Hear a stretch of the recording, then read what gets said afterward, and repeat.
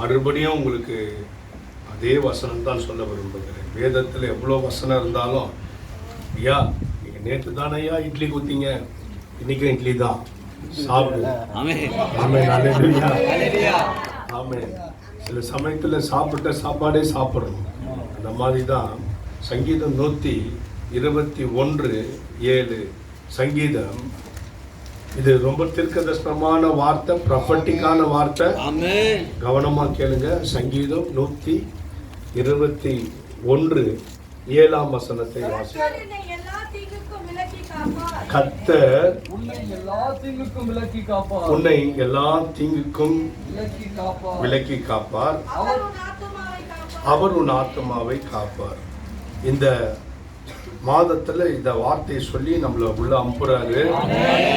ஏன்னா இந்த மாத ஆபத்துக்கள் ஏராளம். இந்த வருஷம் முடியத்துக்குள்ள ஆபத்துக்கள் ஏராளமாய்த்தான் முடியும். இந்த வருஷம் முடியத்துக்குள்ள இப்போ இருக்கிற அக்டோபர், நவம்பர், டிசம்பருக்குள்ள பயங்கரமா ஜனங்க நியூ இயரை பார்க்காம மறித்து போய்விடுவார்கள். திரளான கூட்டத்தார் மறித்து போய்விடுவார்கள். தேசத்தார், ஐயா என்ன சொல்றீங்க? இது வேத வசனம்.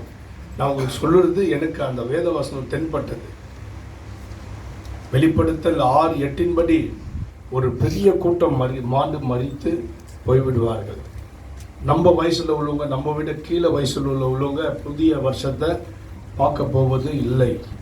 ஆகையால் தான் பயங்கரமான அழிவை நான் சேவிக்கிற ஆண்டவருடைய பிரசன்னத்தில் உணர்கிறேன். பயங்கரமான அழிவு தேசத்தில் இருப்பதினால் நமக்கு ஆண்டவர் என்ன சொல்லுகிறார்? இந்த காலவெளியில் நமக்கு ஒரு சுப வார்த்தை என்னன்னா, கர்த்தர் உன்னை எல்லா தீங்குக்கும் விலக்கி காப்பார். அவர் உன் ஆத்துமாவை காப்பார். ரெண்டையும் காப்பார். உன் சரீரத்தை உன்னை காப்பார். அதே போல ஸ்பிரிட்டை கூட காப்பார். கவனித்தா ஆவியான சொல்கிறத நீ கேட்டினா உணர்ந்தினா காப்பார். இந்த கேட்கல உணர்ல காக்க மாட்டார். வெறும் கேட்டதோடு விட்டுட்டினா உங்களுக்கு இதை செய்ய மாட்டார். இது யாருக்காக வைத்திருக்கிறார்? யார் அவருக்கு நடுங்குகிறார்களோ அவங்களுக்காக வைத்திருக்கிறார். யார் அவரை சார்ந்திருக்கிறாங்களோ அவங்களுக்காக வைத்திருக்கிறார். பயங்கரமான ஆபத்துக்கள்லாம் நம்ம தேசங்களில் பார்க்க போகிறோம். பயங்கரமான நியூஸ்கள் கேட்க போகிறோம். அதுவும் இல்லாமல் நமக்கு தெரிந்த நெருங்கின ஆட்களுக்கு அந்த மாதிரி வருகிறதை நாம் பார்த்து பயம் அடைய போகிறோம். கர்த்தர் உன் ஆத்துமாவை என்ன பண்ணுவார்? கர்த்தர் உன்னை எல்லா தீங்குக்கும் விலக்கி காப்பார். நீங்கள் ஆமான்னு நீங்கள் பாருங்க. ஆமாப்பா, அக்டோபர் மறக்கவே முடியாது. காலை ஜெபத்தில் ஆண்டவர் பேசினார். கர்த்தர் உன்னை எல்லா தீங்குக்கும் பயபக்தியோடு இருந்தா உன் மூலியமா உன் குடும்பத்தார் சேஃப்டி. ஆமென். அல்லேலூயா. ஒரு பவுலை போல நீ வாழணும். ஒரு பவுல் பிரயாணம் பண்ணார். அவரால் ஜீவரட்சனை கூட பிரயாணம் செய்த கிரிமினலுக்கும் கர்த்தர் கட்டளையிட்டார். அதுதான் எனக்கு ஆச்சரியம். கிரிமினலுங்க கூட வர்றவன் நல்ல ஆள் இல்லை, கிரிமினலுங்க. பவுலே உன் நிமித்தம் உயிர் சேதம் யாருக்குமே வராதபடி. அதில் வேற கப்பல் ஓட்டுறவனுக்கு பவுலை பார்த்தா ஆகவே மாட்டுக்குது. பவுல அப்போஸ்தலனை பார்த்தா ஆகவே மாட்டுக்குது. ஆனால் பவுலால் அவனுக்கும் ஜீவரட்சனை, அது ஆகாதவனுக்கும் ஜீவரட்சனை. ஆமென். அப்படி ஒரு ஜீவியம் செய்யற தேவ பிள்ளைகளே, நாம் வாழ்கிற வாழ்க்கை, நாம் அங்கே இருக்கிறதுனால அங்கே அத்தனை பேரையும் கர்த்தர் தூதர்களை கொண்டு காப்பார். அவர் சொல்லுவார், இன்னைக்கு அழிவு வந்திருக்கணும், இங்கே என்னுடைய பிள்ளை இருக்கிறதுனால ஒருத்த நிமித்தம் எல்லாருக்கும் துன்மார்க்கனுக்கும் வாழ்வு. அதனால தான் சொல்லுவார், பட்டணத்தில் 10 நீதிமான் இருந்தா பட்டணத்தையே அழிக்க மாட்டேன். அங்கே ஓரினை செய்கிறார்கள், ஹோமோசெக்சுவல் செய்யலாம், அங்கே விபச்சாரம் உண்டு, விக்கிரக ஆராதனை உண்டு, அங்கே திருட்டு உண்டு, பிறருடைய பொருட்களை நலங்களை அபகரிக்கிற காரியம் உண்டு.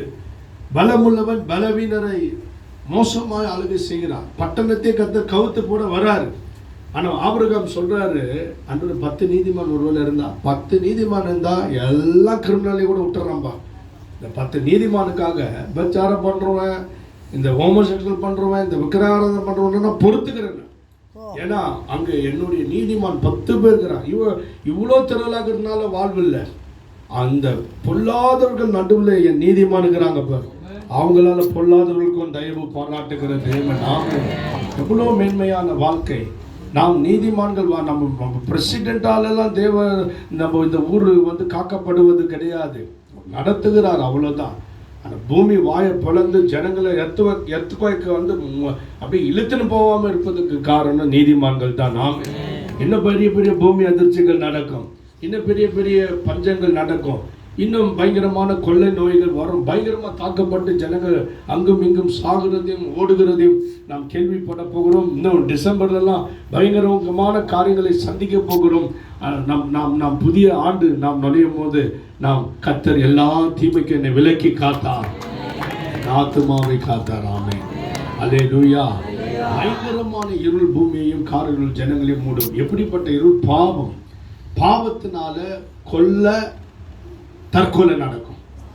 பாவத்தினால பிள்ளைங்க வெளியே போய் தெரியாமல் செய்கிற பாவம், முக்கியமாக விபச்சார பாவம், வேசித்தன பாவம், சுய புணர்ச்சி பாவம், ஓரின சேர்க்கைகள் பயங்கரமாக ஜனங்களை தாக்கும். அதில் தான் தேவன் சொல்லுகிறார், இருள் பூமியையும் காரிருள் ஜனங்களையும் மூடும். வயசு பிள்ளைங்கள்லாம் தேவனுடைய மறைவில் இல்லைன்னா நீ விழுந்துருவ. நீ பயங்கரமான ஒரு அசுத்த ஆவிகள். சின்ன 8th ஸ்டாண்டர்ட் பிள்ளைங்கள்லாம் ஆபாச எண்ணங்களில் பயங்கரமாக மாட்டி முழிக்கிறத, கட்டப்படுகிறத நம்ம வெட்ட வெளியாக நம்ம செய்தியில் போவோம். 8th ஸ்டாண்டர்ட் பசங்கள்லாம் ஒருத்தர் பயங்கரமாக அந்த வயசில் வந்து அசுத்தமானது நடப்பிக்கிறதெல்லாம் நம்ம பயங்கரமாக நியூஸில் பார்த்துருவோம். சின்ன சின்ன பிள்ளைங்கள்லாம், ஏன்னா இந்த மொபைலில் வெப்பனாக சாத்தான் பயன்படுத்த திட்டம் பண்ணி இருக்கிறான்.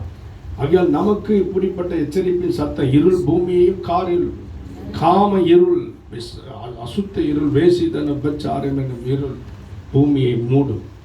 ஆகையால் பயங்கரமாய் இதனால் நிறைய பேர் தற்கொலை பண்ணிப்பாங்க. ஐயோ, என்னை பற்றி வெளியே தெரிஞ்ச என்ன பண்ணுறதுன்னு.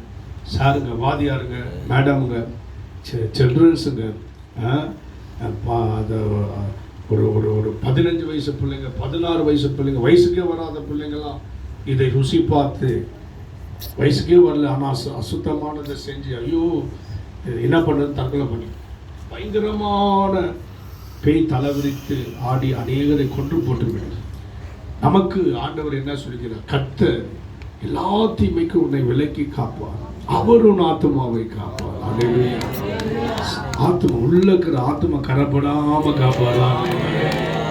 தேவ பயம் இருக்கும் என்றால் அது நெஞ்சுக்குள்ள கிரியை செய்யுமா. உண்மையா உள்ள வேர்ல பரிசுத்தம் தான் கிளைகள் இலைகள் எல்லாம் பரிசுத்தமாயிடும். உள்ள நடுக்கம் இருந்துச்சுன்னா தேவ நடுக்கம், கண்ணில் அது நடுங்கும், அது இருதயத்தில் நடுக்கம் வந்துச்சுன்னா கையில் நடுங்கும், காலில் நடுங்கும், உடம்புல அசுத்த ஆவிகள் கிரியை செய்யாது தேவ பிள்ளைகளே. ஆகையால் கர்த்தர் உன்னை காப்பார். இந்த வசனம் பலிக்கணும்னா என்ன பண்ணணும்?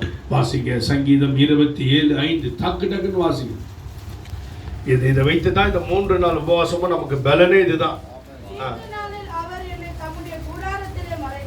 தீங்கு நாளிலே என்னை அவர் தமது கூடாரத்திலே மறைத்து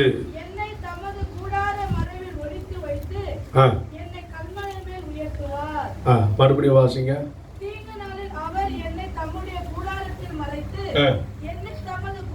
ரெண்டு டைம் கூடாரம்னு வருது. தமது கூடாரத்தை மறைப்பார், அதுதான் நம்மளை பாதுகாக்க போகுது. தீங்கு நாள் வரும்போது அவர் என்னை தமது கூடார மறைவிலே மறைத்து, கூடார மறைவிலே ஒளித்து வைத்து கண்மலை மேல் உயர்த்து. ஒண்ணு பாதுகாத்து. இதே ஆண்டுல இவ்வளோ பேர் செத்து வயசுல சின்ன பசங்கள்லாம் எம்எஸ்சி பச்சவன், பிஎஸ்சி பச்சவன், கிராஜுவேட் அடைந்தவன்லாம் சம்பாதிக்க முடியாம மண்ணில் புதைக்கப்படுகிறத பார்க்க போறீங்க. இதை நீ நல்லா ஃபீட் பண்ணி வச்சுக்கோ. பச்சவன், டிகிரி பச்சவன், எம்எஸ்சி பச்சவன், அதை பலனை பார்க்க போறதுல மண்ணில் போயிடுவான். ஆனா நம்மை கர்த்தர் தீங்கு நாளிலே கூடாரத்துல மறைத்து நம்ம என்ன பண்ணுவாரா? தன்னுடைய கூடார மறைவுல வைத்து உயர்த்துவாராமே. மறைச்சு உயர்த்துவாராமே. மறைப்பாரா, உயர்த்துவாராமே. அல்லேலூயா. பெரிய மரணம் பட்டதாரியெல்லாம் பிடிக்கும் போது கர்த்தருடைய ஜனங்களை கர்த்தர் மறைத்து உயர்த்துவார். அல்லேலூயா, அல்லேலூயா. எங்க மறைக்கிறாரு? கூடார மறைவு. யாருக்கு இந்த கூடாரம் தராரு? அதுதான் முக்கியம். எல்லாருக்கும் கிடையாது. கர்த்தருடைய பிள்ளைகள் லேசியா இருந்தா உனக்கு இந்த கூடாரம் கிடையாது. கர்த்தருடைய பிள்ளைகள் நீங்க விழிப்பில்லாவிட்டால் இந்த கூடாரம் இல்லை. கர்த்தருடைய பிள்ளைகள் நீங்க இந்த எச்சரிக்கிற வார்த்தைக்கு நீங்கள் உங்களை தாழ்த்தாவிட்டால் உங்களுக்கு இந்த கூடாரம் இல்லை. இது யாருக்கு இந்த கூடாரம்? யாருக்கு? 15 சங்கீதம் 15 சங்கீதம் 15ஆம் அதிகாரம் 1ஆம் வசனம். யார் உம்முடைய கூடாரத்தில் தங்குவார்? தீங்கு நாளிலே கூடாரத்திலே மறைத்து, தீங்கு நாளிலே கூடாரத்திலே ஒளித்து உன்னை கன்மலை மேல் உயர்த்துவார். யாருக்கு இந்த கூடாரம்? யாருக்கு இந்த ஆபத்திலிருந்து சேஃப்டி? இங்க பைபிள் சொல்றது, கர்த்தாவே யார் உம்முடைய கூடாரத்திலே தங்குவான், யார் உம்முடைய பரிசுத்த பர்வதத்திலே வாசம் பண்ணுவான். யாருக்கு இந்த சேஃப்டி? யாருக்கு இந்த பரிசுத்த அனுபவம்? பாதுகாத்து ஆத்மாவை காத்து ஆண்டவரே மகா வறட்சியான காலங்களிலே நித்தமும் நடத்துகிற இந்த அனுபவம் யாருக்கு என்று பக்தன் கேட்கிறார். Question mark. 2ஆம் வசனம். உத்தமனாய் நடந்து நீதியை நடப்பித்து சத்தியத்தை பேசுகிறவன். இந்த அனுபவம் உள்ளவனுக்கு தான் அந்த அனுபவம். உத்தமனா நடக்கணும். உத்தமனா என்ன? கொஞ்சத்துல உண்மை, கொஞ்சம் பலத்துல உண்மையா இரு, கொஞ்சம் ஞானத்துல உண்மையா இரு. புரியுதா? கொஞ்சத்துல ஆண்டருக்கு உண்மையா இரு. பிள்ளைகளுக்கு சொல்றேன், பெற்றோருக்கு உண்மையா இருங்க. மனைவிக்கு சொல்றேன், புருஷனுக்கு உண்மையா இரு. புருஷனுக்கு சொல்றேன், மனைவிக்கு உண்மையா இரு. விசுவாசிகளுக்கு சொல்றேன், சபைக்கு ஊழியக்காரனுக்கு உண்மையா இரு. வேலைக்காரனுக்கு சொல்றேன், எஜமானுக்கு உண்மையா இரு. உத்தமம் என்றால் நீங்க போகிற எல்லா அங்கேயும் உண்மையாகணும். உன்னை நம்பி ஒரு கம்பெனியில வேலை செஞ்சானா அங்க உண்மையா இரு. அங்க உடைப்பதும் அங்க ஏமாத்துவதும் அப்படி தந்திரமா இருந்தா கர்த்தர் உண்மை இல்லாதவனை ஆதரிக்க மாட்டார். புரியுதுங்களா? தீங்கு நாளிலே தமது கூடாரத்தில் அவர் என்ன பண்ணுகிறார்? மறைக்கிறாரா? யாரை? உத்தமர்களை.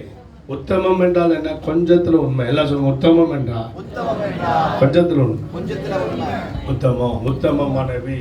உத்தம மனைவிய நீ அதை எங்க விட்டாலும் உண்மையாக்குவாங்க. வீட்டில் புருஷனுக்கு மாத்திரம் உண்மையாக்கும். 4 பேர் அவன் ஒரு பொண்ணு வெட்டி ஃப்ரிட்ஜில் போட்டாங்க. இப்போ இந்த நியூஸ் கண்டிப்பாக நிறைய பேருக்கு தெரிஞ்சுட்டுக்கும். அதை பாருங்க, ஏன் அதை வெட்டி அவ்வளோ துண்டா போட்டாங்க? அது தன்னுடைய புருஷனுக்கு உத்தமனா இல்லை. தன்னுடைய புருஷன் இளவயது கணவனை என்ன பண்ணிச்சு? அது இச்சையினால விட்டுச்சு. 4 வயசு குழந்தைங்க தான். பார்த்தீங்களா செய்தி? வையாலி காவல் 4 வயசு புள்ள. அது என்ன பண்ணிச்சு? இச்சை நிமித்தம் வீட்டுக்கார மட்டும் இல்லை, வீட்டுக்காரர்கிட்டே குழந்தைய விட்டுட்டு வெளியே வந்துருச்சு. வெளியே வந்தவொடனே இங்கே இந்த வேலைக்கு போய்க்குது. வேலை மேலே 2 பேர் அதை லவ் பண்ணிக்கிறான். என்ன தைரியம்? புருஷனை விட்ட தைரியம், அழகு, படிப்பு, பணம் சம்பாதிக்க முடியும். அகங்காரம் மனுஷனை கொன்று போட்டு விடும். இவன் இல்லைன்னா என்னால் வாழ முடியாது. அழகு. பெரிய பெண்கள் பாருங்க, இந்த கிராமத்து பெண்லாம் அப்படி பண்ணுறது ரொம்ப பச்சை தான் டேமேஜ் ஆகுறாங்க. அழகு, அகங்காரம், அடங்க முடியல.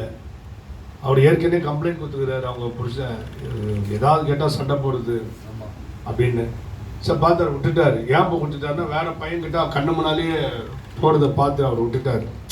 வேணாண்டா இது போ அப்படின்னு சொல்லிட்டு அது ஒரு வீடு எடுத்துன்னு வையாலி காவலில் ரூம் எடுத்துக்கின்னு அங்கே இருந்துச்சு. 2 பேர் லவ்.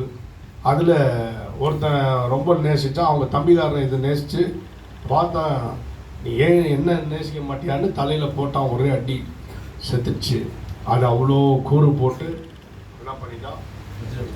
ஃப்ரிட்ஜில் போட்டான். பார்த்தீங்கன்னா அந்த மரணம் எதனால் வந்துச்சு? அதுக்கு சேஃப்டி இல்லை, கூடாரம் இல்லை. ஏன் கூடாரம் இல்லை? தன்னுடைய படிப்பு, தன்னுடைய ஞானம், தன்னுடைய சம்பாதியம், தன்னுடைய அழகு. 2 ஆம்பளை என்ன சுத்துறான். என் பிள்ளைகளே அதெல்லாம் சீக்கிரம் சாவறதுக்கு ஏதுவானது. இதெல்லாம் பார்த்து நம்ம கற்றுக்கணும். ஏன் இந்த வாழ வேண்டிய வயசு அந்த பொண்ணு செத்து போச்சு. இருக்க வேண்டிய வயசு தானே. ஃப்ரிட்ஜை திறந்தா புழு நின்று தான் அந்த உடம்புல நெளியுதான். நியூஸில் அப்படி தான் நான் கேட்டேன். நாத்தமா உள்ள போனால் நாத்தம், திறந்தா ஃப்ரிட்ஜில் புழுங்கெல்லாம் அப்படி நெளியுதான். அழகான ஒரு ஃபோட்டோ காட்டினாங்க. நான் சொன்னேன், நீ ஒழுங்காக இருந்தால் இந்த நேரம் இந்த நிலைமை உனக்கு வந்திருக்கோமா? தேவனுடைய பிள்ளைகளே, இவைகளெல்லாம் பார்த்து நாம் எச்சரிப்பு அடிவோமாக. கர்த்தருக்கு மகிமை. யாரை கர்த்தர் காக்கிறார்? தீங்கு நாளில் யாரை கூடாரத்தில் வைக்கிறார்? உத்தமமாய் நடந்து மனதார சத்தியத்தை பேசணும். ஆமென், அல்லேலூயா. கீழே 2ஆம் வசனம். தன் நாவினால் புறங்கூறாமலோ தன் தோழனுக்கு தன் அயலான் மேல் சொல்லப்படும் நிந்தையான பேச்சும் எடுக்காமலும் இருக்கிறான். 3 காரியங்கள். மேல ஒரு 3 உத்தமமா நடந்து நீதி நடப்பித்து மனதார சத்தியம்.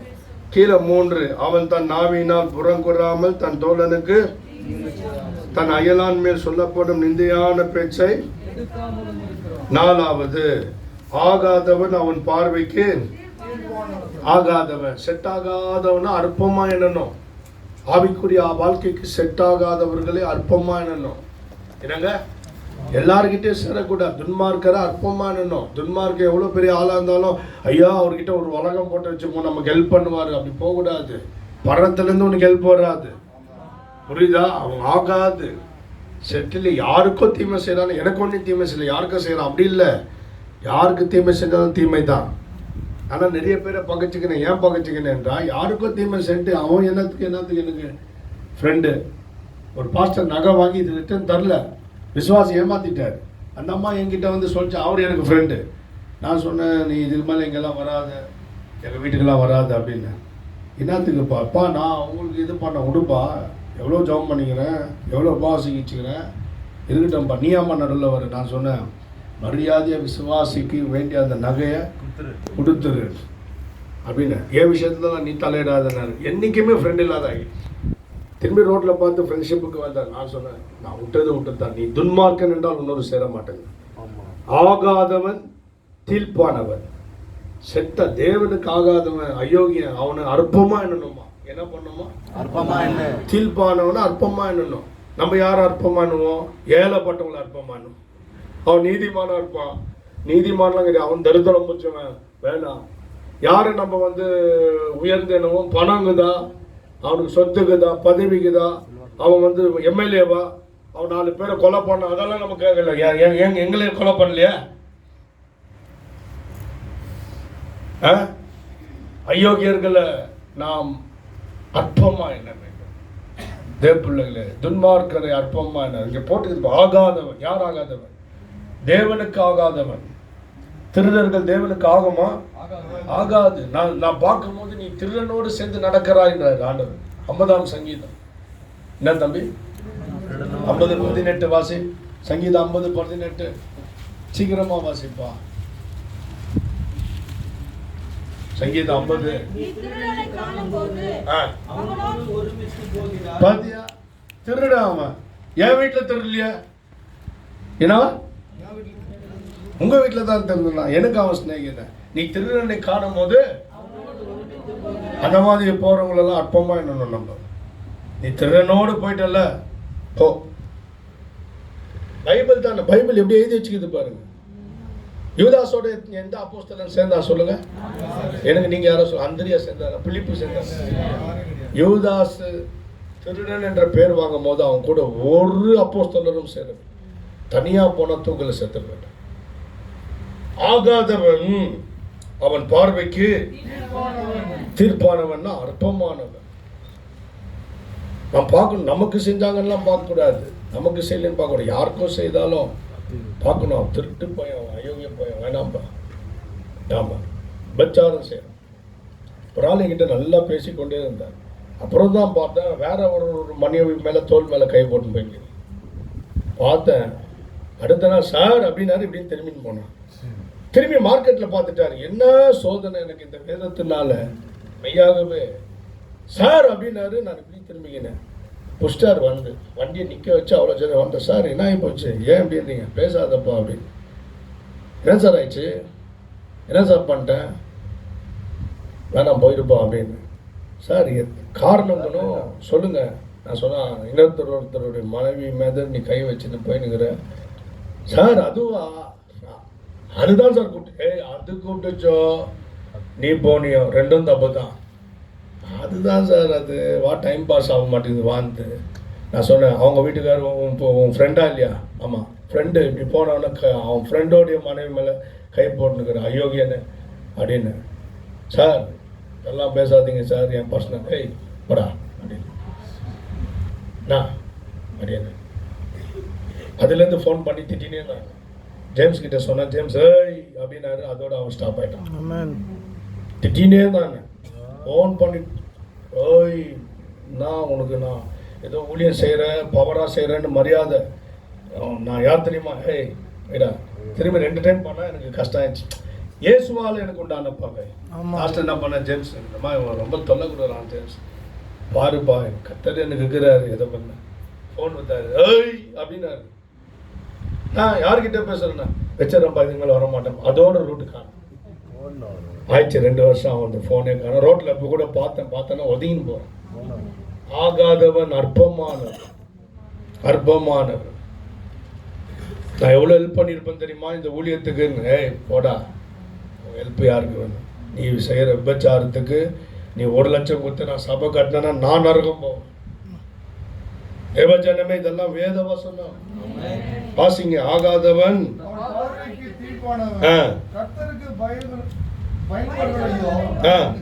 கத்தருக்கு யார் பயப்படுறா? சின்ன ஆளா இருந்தாலும் மரியாதை தாங்கம்மா. கத்தருக்கு பயப்படணும், கனம் பண்றான். இதெல்லாம் கூடாரத்தை மறைப்பாராம். இன்னைக்கு நம்ம என்ன பண்றோம்? உயர்ந்த ஆளா இருந்தா அவனை போய் கனம் பண்றோம், பணம் இருந்தா கனம் பண்றோம். அவங்கிட்ட 4 பேர் ரவுடி இருந்தா என்ன பண்றோம்? ஆள் பலம் வேணும், பணம் பலம் வேணும்னு ஆளுகிட்ட போய் சேர்ந்துடும். ஆனா இங்க பைபிள் என்ன சொல்றது? ஆகாதவன் கத்தருக்கு பயந்தவர்களோ நஷ்டம் வந்தாலும் தவறாதிருக்கிறான். 2ஆம் வசனத்துல 3 கேரக்டர் என்னங்க? உத்தமம், நீதி நடப்பிப்பது, மனதார சத்தியம் பேசுவது. 3ஆம் வசனத்துல 3 கேரக்டர். நாவினால் புறங்கூறுவதில் தோழனுக்கு நிந்தையான பேச்சா. 4ஆவதுல 3 கேரக்டர். ஆகாதவன் அவன் பார்வைக்கு கத்தருக்கு பயந்தவர்களை கனம் பண்ணுகிறவன். ஆனை மீட்டது தனக்கு நஷ்டம் வந்தாலும் சத்தியமா நான் சொல்றேன்னு சொல்லிட்டீங்கன்னா செஞ்சிடணும். சத்தியெல்லாம் போட தேவையில்ல. பிரதர் உனக்கு நான் தரேன்னா என்ன பண்ணோம்? அவன் உன்னை நம்பி இருப்பான். கடைசியா வாசிங்க. வட்டிக்கு கொடுக்கூடாது. பணம் மைண்ட் இருக்கக்கூடாது. விசுவாசி பணம் எப்படின்னா சம்பாதிக்கலாம்னு இருக்கக்கூடாது. இப்படிதான் சம்பாதிக்கும். புரியுதா? வட்டிக்கு கொடுக்கூடாது. தேவனுக்கு பிரியமில்லாத பிஸ்னஸ்ங்களை செய்யக்கூடாது. நாய் பிஸ்னஸ் எல்லாம் செய்யக்கூடாது. இதெல்லாம் கர்த்தர் நாம இல்லை பிரதர், உங்களுக்கு என்ன பிரதர் தெரியும்? அந்த சபையில் அந்த சபைனா அங்கேயே போயிடணும். அல்லேலூயா. இந்த சபை அப்படிதான். நாய் பிஸ்னஸ் செய்யக்கூடாது. அல்லேலூயா. ஏன்னா எனக்கு ஒரு உச்சா வந்துருச்சு. ஒரு சர்ச்சில் போயிட்டு பிரசங்கம் பண்ணோம். ரொம்ப அர்ஜென்ட், என்னால் முடியல. நான் பிரசங்கம் பண்ணி முடியறதுக்குள்ளேயே எனக்கு பிளாடர் வெஞ்சிரும் போல இருக்குது. அதனால அவருக்கு சொன்னேன், பிரதர் அப்படின்னு. அவர் பயன்ட்டார். என்ன பண்ணுறதுன்னு தெரியல ஐயா அப்படின்னு. ஐயா ஏதோ விஷயம் இல்லையா, எந்த மாதிரி உடஞ்ச பாத்திரம் இருந்தாலும் பரவாயில்ல ஐயா, எனக்கு ரொம்ப அர்ஜென்ட்டு. அவர் மாட்டிக்கின போல இருக்குது. ஆவியானவர் என்னை மாட்டி விட்டாருப்பா. அப்படி தான் பண்ணுவார். ஆவியானவர் இப்படிலாம் பண்ணுவார். அவர் நடிகை நிற்கிறார். நான் சொன்ன பக்கத்துலேயே இருக்குது. உங்கள் வீட்டு யாருமே டாய்லெட் போடுறது, நீங்கள் டாய்லெட் போகாத மனிதர்களா அப்படின்னு. எனக்கே ஆச்சரியம் ஆச்சு. நான் தான் உலகத்திலே டாய்லெட் போகிறேன் போல இருக்குது பாரு அப்படின்னு. அவர் பிரதர் போய் இல்லை வருது போனோம், எனக்கு ஹெல்ப் பண்ண அப்படின்னு. சரி வாங்கன்னு போனால் வீட்டில் 2 நாய். நான் சொன்னேன், இஸ்லாமியர் வளர்க்குறது இல்லை பிரதர், நம்ம ஆளுங்க தான் பிரதர். இதெல்லாம் பிரதர் டிஜஸ் தினகரன்லாம் நம்ம தெய்வம் இல்லை. அவர் நம்ம உள்ள ஊழியக்கார். அவர் தெரில அவருக்கு. புரியுதா? எல்லாம் அவங்க அவரை போய் ஜாம் பண்ண 8 அவர் ஜாம் பண்ண அதெல்லாம் பார்க்க மாட்டீங்க. டிஜஸ் தினகரன் நாய், உனக்கு நாய் ஆசை, அவர் வச்சுருக்கிற நாய் மட்டும் பார்த்துருக்கிறேன். 8 அவர் ஜாம் பண்ணுறாரு, அதை பாரு. அதெல்லாம் பார்க்க மாட்டேன். 5 அவர் முட்டி போட்டார், அது பாரு. நாய் பரலோகம் போவாதுன்னுக்கிறாரு. இஸ்லாமியர் வளர்க்கறத பார்த்துக்கிறீங்களா? நம்ம கிறிஸ்தவனுக்கு சொன்ன வசனம்லாம் புறஜாதி கை கொள்றோம். அல்லாஹ் உலாவ மாட்டாருன்றாங்கப்பா. அல்லாஹ் நம்ம ஆளுங்க கர்த்தர் உலாவுறாரோ உலாவலியோ, எனக்கு நாய் உலாவுனா தான் எனக்கு பிரதர் சூப்பராகுது பிரதர். இயேசுக்காக எதையும் விடு, எதுக்காக இயேசுவை விடாத தேவப்பிள்ளைய. சரி அப்புறம் போயிட்டு வந்திருந்தோம். போனால் அவருக்கு தலையில் கை வச்சுக்கினார். ஒரே திட்டினே இருந்து. நான் நெக்ஸ்ட்டு உங்கள் சர்ச்சில் பிரசங்கிக்க மாட்டேன்னு சொல்லிட்டேன், இதுதான் லாஸ்ட் அப்படின்னு. இன்றைக்கி வரைக்கும் போல பாரு. திரும்பி ஃபோன் போட்டு கேட்டார், பிரதர் வாங்க. வசனமே கை கொள்ளலை. இல்லை பிரதர் தசமாக பாங்க, தசமாக பார்க்கணும். பைபிள் காலேஜ் படிச்சுக்கிறீங்க, என்னையா படிச்சு அப்படியே சொன்னேன். சாம்பா திட்டு. அதுக்கப்புறம் அவங்க பையன்கிட்ட சொல்லிங்கிறார், அவர் அப்படிதான் இதே திட்டிடுவாருப்பா, அவர் யாரையும் பார்க்கறதில்லப்பா அவர் அப்படின்னு. ஆனால் கரெக்டாக தான் திட்டினாருன்னு சொன்னார். நான் நினச்சேன் நான் பேசி அவங்க பையனை மனுஷன் கத்திட்டாருன்னு பார்த்தா கரெக்டாக சொல்லிக்கிறேன். சொன்னார், இல்லை கரெக்டாக தான் சொன்னார், தப்பாயிடுச்சுன்னு குத்துறேன். நாயினால ஒரு பிரச்சனை ஆயிடுச்சு. நான் சொன்னேன், நீங்க ஊழியம் செய்றீங்க, தன் பணத்தை வட்டிக்கு கொடாமலும் தப்பான வழியிலும் பணம் என்ன பண்ணக்கூடாது. கீழே வாசிங்க. குற்றமில்லாதவனுக்கு விரோதமாய் பரிதானம் வாங்க. பரிதானம் என்றால் லஞ்சம். குற்றமில்லாதவனுக்கு விரோதமா எங்க போறீங்களோ அங்க பரிதானம் வாங்க கூடாது. இப்ப அங்கங்க ஒரு சைனுக்கா ஒரு பரிதானம் போலீஸ் புடிச்சிடறான். இப்ப பாருங்க, யூடியூப்ல போட்டு 4 பேர் புஷ்டா லைசன்ஸ் கேட்டாரு குத்தாரு, எமிஷன் கேட்டாரு குத்தாரு. வேற என்னப்பா, எல்லாம் கரெக்ட் ஆகுது, எல்லாம் கரெக்ட் ஆகுது, எனக்கு 300 குத்துரு, இல்லைன்னா விட மாட்டேன், நீ என்ன மோத வந்தேன்னு சொல்லிடுவேன்.